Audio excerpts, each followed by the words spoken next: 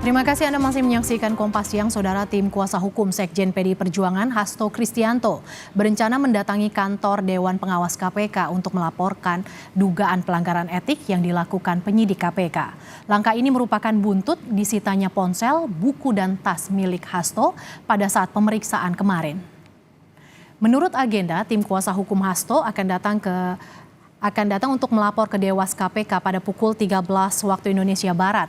Tim kuasa hukum Hasto menilai ada kesalahan prosedur yang dilakukan oleh penyidik KPK saat menggeledah dan menyita barang dari staf Hasto, Kusnadi, ketika pemeriksaan Hasto sebagai saksi kemarin. Tim hukum Hasto bilang tindakan penyidik KPK yang membawa Kusnadi ke ruang pemeriksaan dan langsung menggeledah sekaligus menyita sejumlah barang terkesan menjebak. Melalui Kusnadi, penyidik KPK menyita ponsel, buku catatan, dan agenda milik Hasto Kristianto untuk keperluan barang bukti. Untuk mengetahui informasi terkini, kita sapa jurnalis Kompas TV Dian Silitonga yang saat ini berada di gedung KPK Jakarta. Dian, selamat siang. Upaya apa yang akan dilakukan kuasa hukum Hasto Kristianto setelah penyitaan ponsel milik Hasto oleh KPK, Dian? Ya, Mercy, salah satu upayanya adalah melaporkan penyidik KPK ke Dewan Pengawas KPK hari ini terkait dengan dugaan pelanggaran etik yang dilakukan saat proses penggeledahan dan juga penyitaan barang. Nah, tim kuasa hukum Hasto ini berpandangan bahwa tindakan penggeledahan dan juga penyitaan yang dilakukan oleh penyidik KPK kemarin ini menyalahi prosedur hukum. Karena pertama, tim kuasa hukum Hasto menilai bahwa staf dari Hasto Kristianto, Kusnadi, ini bukanlah pihak terperiksa sehingga tidak seharusnya dibawa ke ruang pemeriksaan, yang kemudian belakangan kita tahu di ruang pemeriksaan itulah Kusnadi digeledah dan juga disita barang-barangnya. Kemudian yang kedua, tim kuasa hukum menilai bahwa Hasto Kristianto, Sekjen PDIP, kemarin diperiksa dalam kapasitasnya sebagai saksi, bukan sebagai tersangka, sehingga tidak seharusnya dilakukan penggeledahan dan juga penyitaan. Nah, tapi KPK dalam hal ini tentu mengklaim sebaliknya. Kemarin tim juru bicara KPK menjelaskan bahwa penggeledahan dan juga penyitaan barang yang dilakukan oleh penyidik KPK ini sudah sesuai dengan ketentuan, bahkan sudah dikeluarkan surat perintah penyitaannya, meskipun memang surat tersebut tidak ditandatangani oleh saksi Hasto Kristianto karena saksi tidak bersedia menandatangani, dan kemudian juga menjelaskan bahwa proses penggeledahan dan juga penyitaan ini merupakan kewenangan dari penyidik KPK dalam upaya mencari bukti-bukti untuk menentukan peran saksi dalam kasus ini dan juga tentu untuk menentukan tindak lanjut dari status hukum saksi. Karena kita tahu dengan kecukupan alat buktilah kemudian penyidik nanti bisa menaikkan status saksi menjadi tersangka.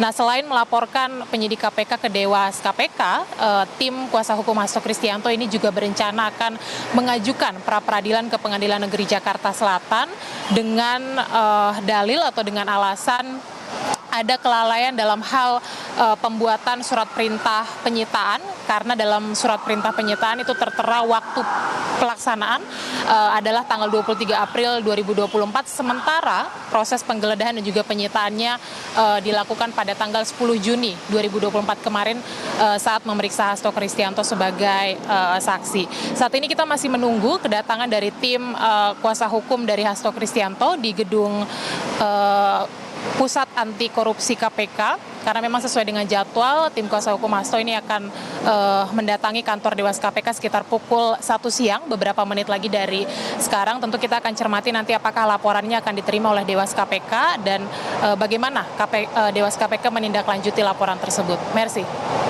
Dian, terkait dengan kasus Harun Masiku, keterangan apa yang didapat oleh KPK setelah memeriksa Hasto kemarin, Dian? Ya, memang belum dibeberkan oleh penyidik KPK hasil detailnya terkait dengan pemeriksaan Hasto kemarin. Tapi setidaknya tentu penyidik KPK sudah mendapatkan petunjuk begitu ya, apakah betul Hasto Kristianto kemudian terlibat dalam kasus suap pengurusan pergantian antar waktu DPR RI periode 2019-2024 dengan tersangka Harun Masiku.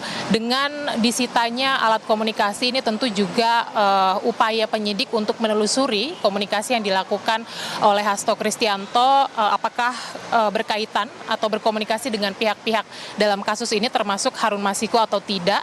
Dan kemudian juga kami mendapatkan informasi bahwa kemarin saat pemeriksaan ini penyidik mengonfirmasi juga kepada Hasto apakah ia mengenal pihak-pihak yang sebelumnya sudah diperiksa oleh KPK sebagai saksi dalam kasus ini.